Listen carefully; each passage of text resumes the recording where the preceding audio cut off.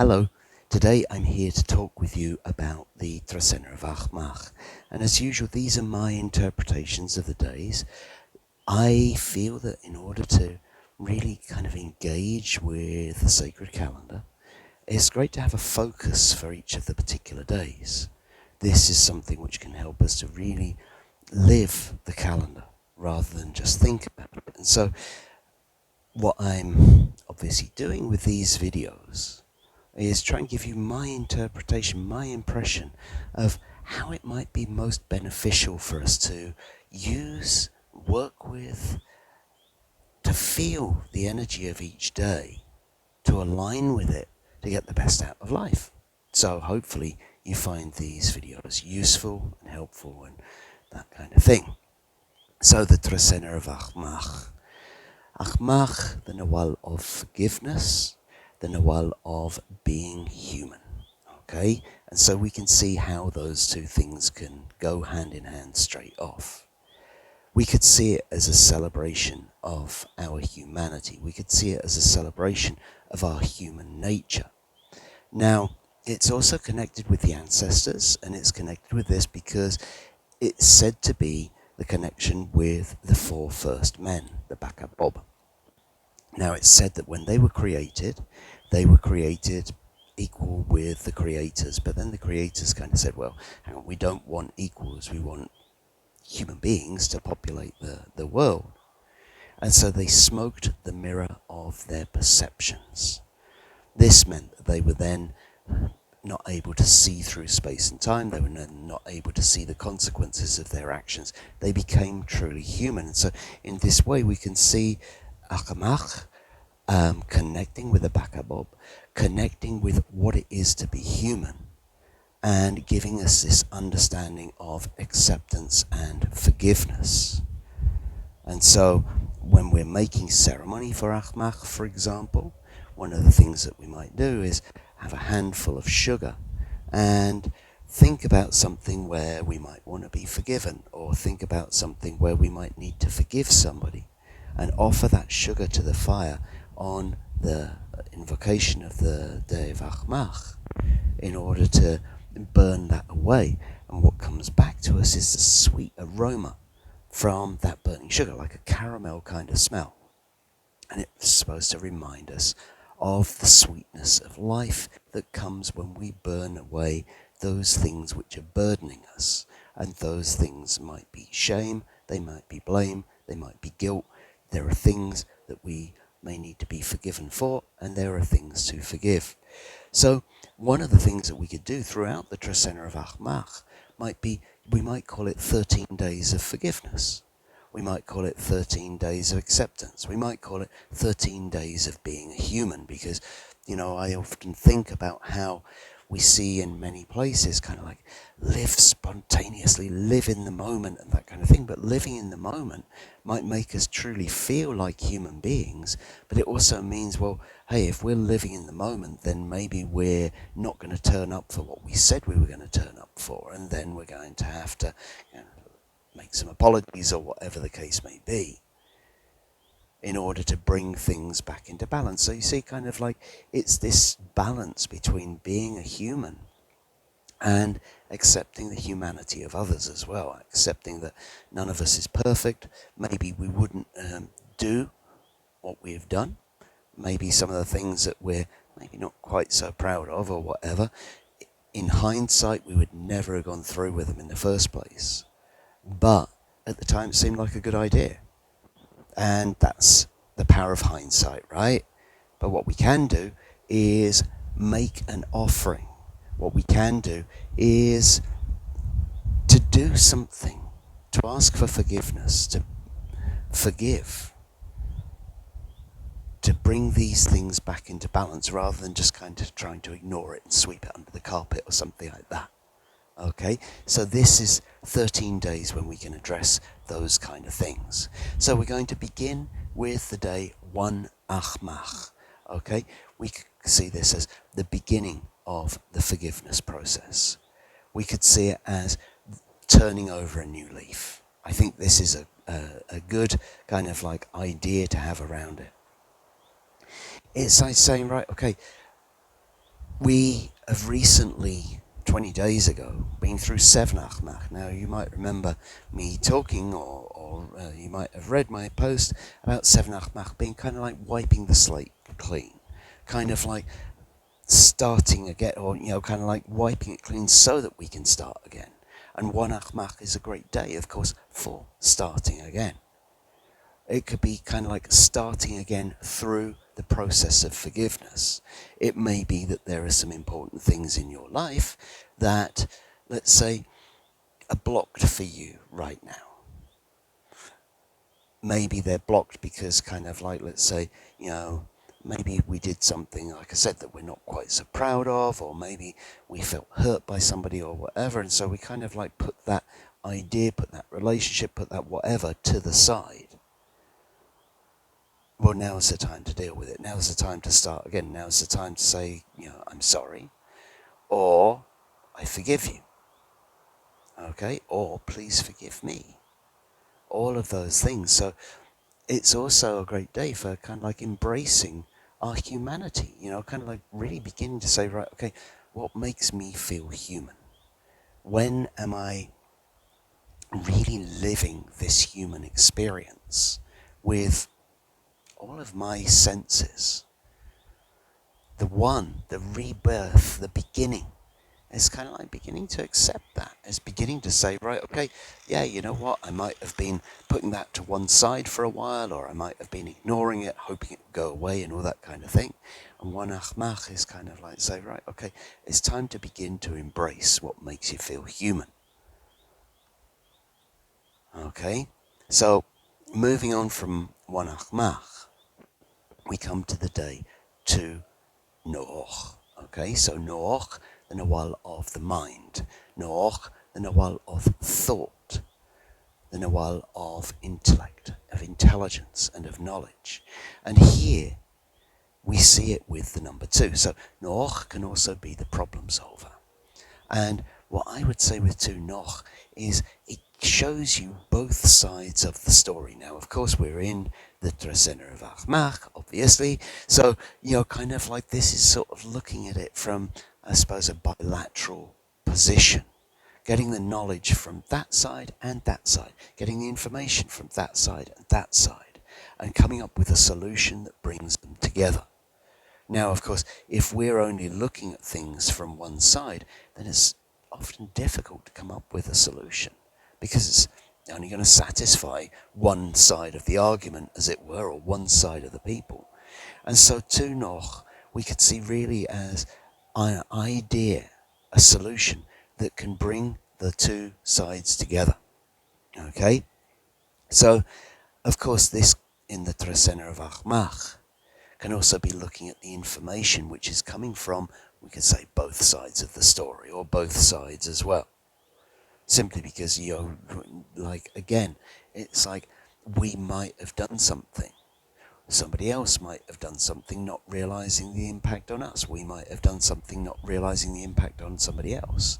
And so this time of forgiveness really kind of like need to understand kind of like how it works for the other as well as for ourselves. Okay? And so, kind of like to think from the other point of view, to think from the other situation in order to bring forgiveness could be a very good exercise to go through on the day 2 Noach. So moving from 2 Noach, we come to 3 Tihash. Okay, a very interesting combination, because we have Tihash representing the obsidian blade. We have Tihash, some people would also associate it with the word mirror. And of course, on this 3-day, I think about the 3s being very much an internal number. That's where the power, the strength of the 3 lies. And so if we see Tihash as representing a mirror, it's kind of like looking into our internal mirror. If we see Tihash as representing the blade that purifies, we can also understand that this is very much about looking within ourselves and using that blade to cut away what is no longer needed. Using that blade to cut away the the disease. Now, of course, in this Trecena of forgiveness, we can understand very well how that might work. Because if you are holding on to burdens of guilt, blame, or shame, then maybe we need that time of introspection that comes on the 3-day, with the discernment of Tihash, to really understand which bits we need to cut away. Okay? I see Tihash as the purifier, the refiner. I talk about 3 Tihash really being the day to refine, to polish your inner diamond. Okay? And so this is about bringing the best out of things, because that's what Tihash is working towards. It's working towards the greatest beauty, the greatest divinity, by cutting away the mundane, or by cutting away what's causing imbalance. And so where do we see this imbalance? On the 3-day, we see it within. So it's a great day to be looking within and saying, right, okay, what's it time to let go of? What's it time to cut myself free from? What's it time to heal within me? And it may be that, kind of like sometimes those cuts from Tihash, it's surgery. It's not painless, but it's necessary. And this is an important part of that process. It's approaching things which may be painful to look at, may be painful to think about, but it's time to cut them away so that we can truly forgive or be forgiven. Okay, so 3 Tihash is a great day for doing that. Now, once we've been through that process, we then move into the day 4 Kawok. And so Kawok, again, a healing day. Kawok, a day of birthing, of bringing the new into the world, a day of the rains, where the rains bring the new corn into the world. And here seen with the number 4. The number 4 representing stability, representing the physical. And so it's kind of like birthing something into the physical, healing in the physical. And I suppose if we look at the previous few days, we've seen the start of the forgiveness process. We've then followed it with being able to see both sides, the information from both sides to come up with a solution. Then we've gone into the internal purification. Now the 4 Kawok is the time to make it happen in the outer world, to birth it into the outer world. Okay, we can see Kawok. I sometimes see her as this stern grandmother, this grandmother midwife who's going to help us to get through things, but there's something about her which is also, there's as much stick as there is carrot. She can be tough love in her way. And this is about bringing it into the physical world. So with 3 Tihash, we were seeing, kind of like, okay, it might be some painful things to look at within, but we need to cut them away. And then with 4 Kawok, we got to take it out into the outer world. And in order to bring that healing, then maybe we're going to have to be a bit brutal with it, as it were. Maybe we are going to have to be kind of to the point with things.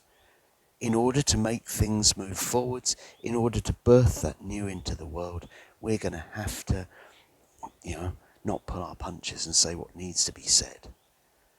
That eventually is going to bring about the forgiveness. That eventually is going to bring about the pardon. But I think with 4 Kawok, there's no kind of like dancing around the issue. It says what needs to be said in order to make the healing happen. It does what needs to be done in order to bring the new into the world. From 4 Kawok, we then move into 5 Akbal. So we have Akbal, the Nawal of the spiritual path. We have Akbal, the Nawal of the hero, finding the hero within. And here combined with the number 5, well, all of these days are beginning to sound a bit like hard work, this kind of inner surgery and then taking it out into the outer world. And here we have the hard work combined with the path of the hero. Okay, so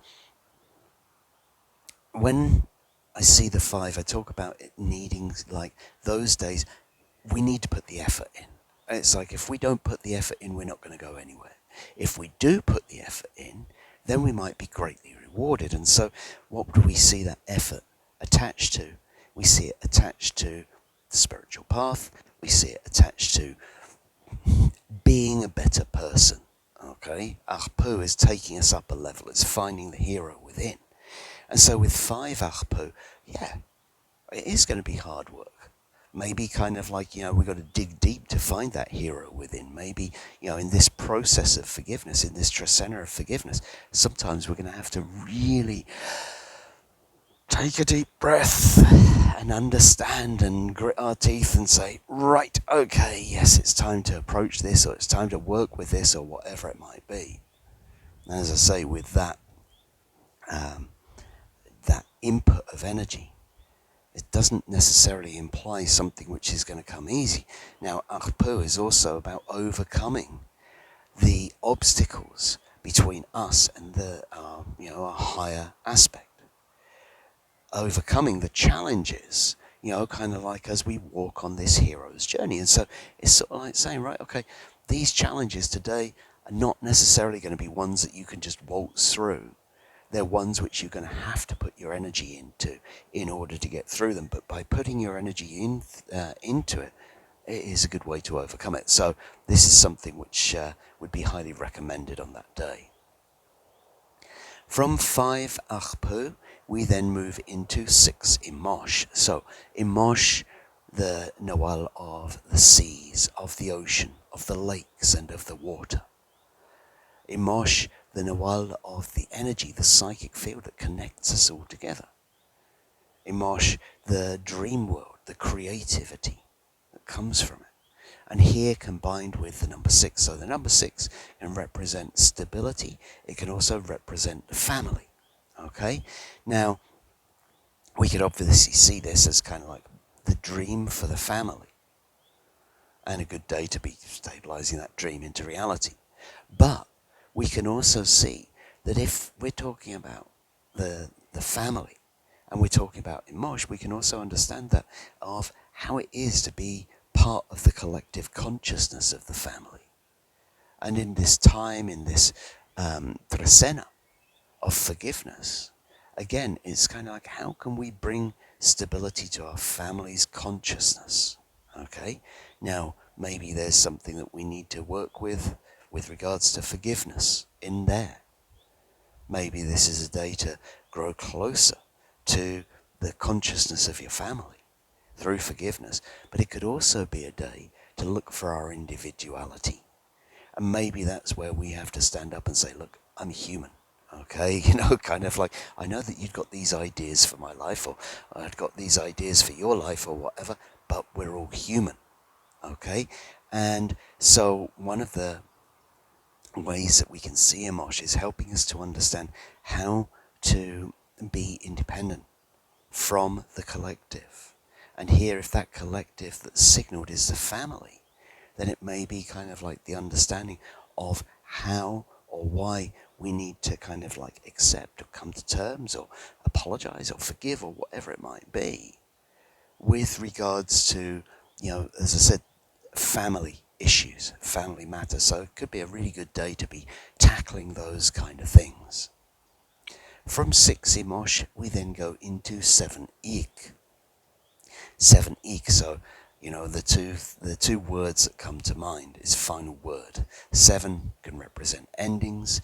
Ik, of course, can represent communication, so the final word, that's one way that we could look at it. We could also see the 7 representing choices.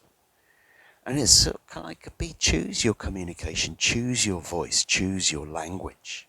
Now, Ik days often, they're the empowerment of the word. And that word can have a great impact.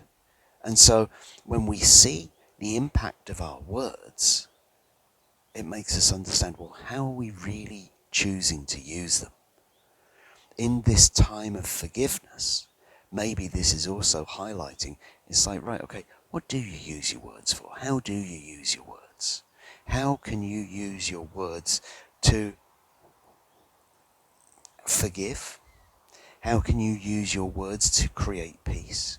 How can, we have the final words about something? Because, again, it may be that we've been arguing about something or whatever it might be for some time. And, like, 7 Ik feels like a time that's like, right, okay, let's be done with talking about it. Let's get on with it.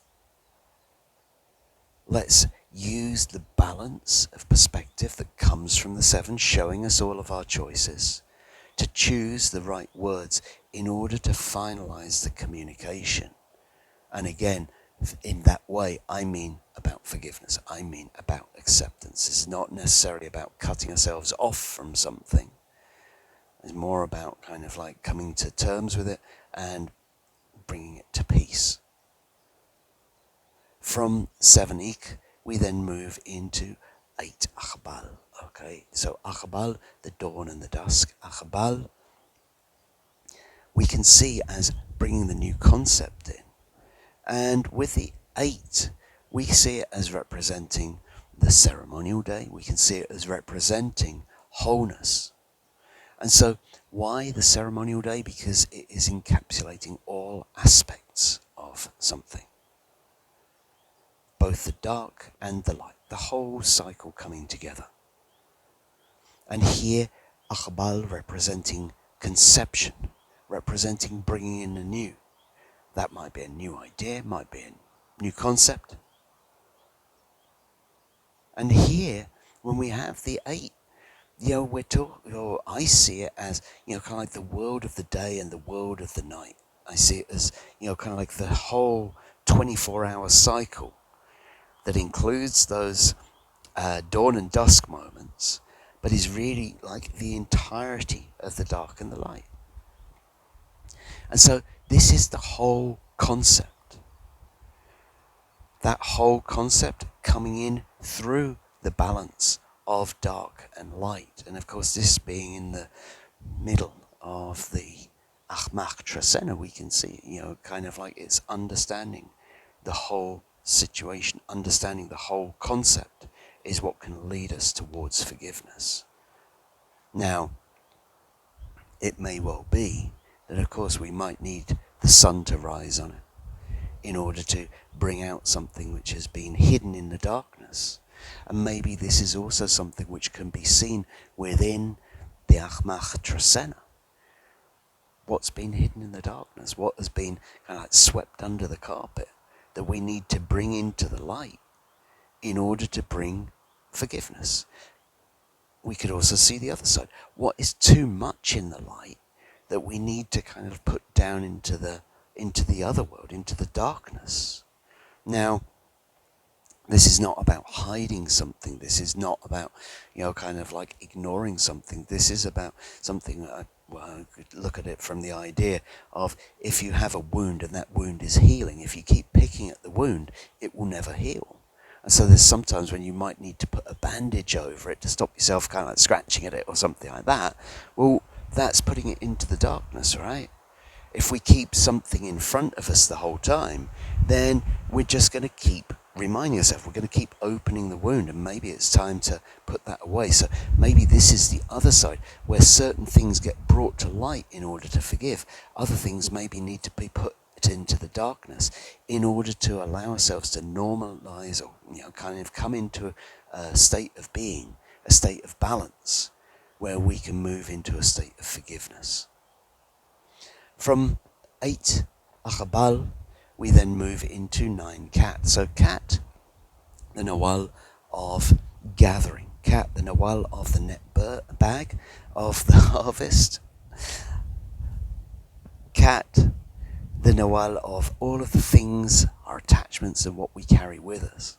And here, seen with the number 9, the number which can represent the feminine, the number which can represent life itself.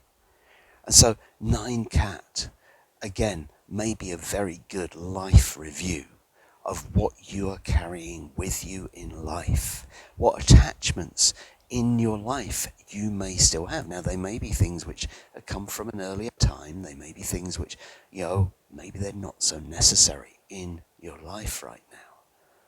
But maybe this is also part of the forgiveness process. Maybe there's some things that you're carrying in your bag that it's time to let go of.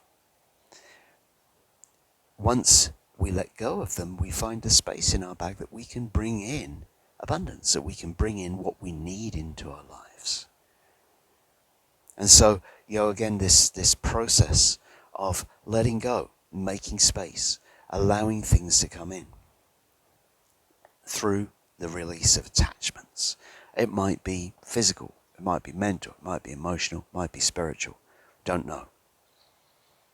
But it's a great day to assess the attachments in your life, and maybe the attachments that make you feel out of balance, maybe the attachments where forgiveness is required or sought. From 9 Cat, we then move into 10 Can. So Can, the Nawal of power, Can, the Nawal of wisdom. And here we see it combined with the number 10, representing hands coming together. Hands coming together in agreement. Hands coming together in cooperation, helping each other up. This is a wonderful day for sharing your wisdom within your community. This is a wonderful day for community bonding. Of course, the 10 days are often like this. And what are we bonding over? Well, using our wisdom to help to empower our community, sharing our wisdom with those around us. It's a great day to be offering a hand and, kind of like sharing your wisdom in order to empower your community. Can be seen as the Nawal of the teacher, so it can be a great day to celebrate the teachers within our community. But I think it's a great day to share that wisdom so that we can all benefit from it. From 10 Can, we then move into 11 Kame. So we have Kame, the Nawal of the ancestors. Kame, the Nawal of death. A Nawal of facing our fears. And here with the number 11. And the number 11 representing, things which are coming in from all sorts of different directions. The number 11 sometimes can be seen as slightly chaotic in its nature. Or rather, unpredictable might be a more gentle way of putting it. But it's also incredibly inventive because it's the one that follows its instincts and goes off the beaten track, goes off the path in order to find the alternatives. And so it's actually a very, very important number. Now, when we see it with Kame, the first thing that for me comes up is that if Kame is about facing our fears and the number 11 is kind of like we're not sure where they're going to come from, we could see it as a day when kind of like this pops up and then that pops up and then that pops up and then that pops up. It's almost as if it's a high number, it's an energetic number, and so we might find ourselves facing kind of like many things which are coming to us from many different angles that we weren't expecting. But it could also be a day on which to draw on the strength, the power, the understanding of the ancestors, and maybe their ancestors that you hadn't thought of for a while. Because that 11 bring them in from directions you hadn't considered. And maybe connecting with the energy of those ancestors is what helps you to get over a fear that pops up on 11 Kame. From 11 Kame, we then move to 12 Kirch. Kirch, the Nawal of the forest, of the wilderness. Kirch, the energy of our connection to the wilderness place, to the animals and the trees. This is a very strong energy. This is an energy that brings us strength when we connect with it. And it's, for me, very much about connecting with the natural world. Kirch days are great days to be going out into the forest or out into the mountains or wherever it might be in order to find that connection with nature. And maybe that's something that in this process of forgiveness, maybe after, kind of like I see the Trecena of Ajmak is a very powerful Trecena to be going through, especially if we're doing the work. And by the end of it, we might feel quite exhausted. Well, 12 Kirch gives us the ability to go out into the forest in order to remember our life experiences. Kirch days bring us strength. The number 12, bringing together all of our life's experience. So it's kind of like drawing on our life experience to bring us strength. And we might find that that comes to us through walking in nature, through connecting with nature. So obviously a great day to be getting out into the wilderness if you can, in order to kind of like bring you the strength, bring back the strength to you by kind of like connecting back with your life experiences. Remember things that you've gone through before. Remember the way that things came out before. Remember that we went through the Trecena of Ajmak 260 days ago, so it's not like the first time you've been through this. But it's a great day, this 12 Kirch day, to be getting out into the forest to remind you of those experiences and the strength that can come from them.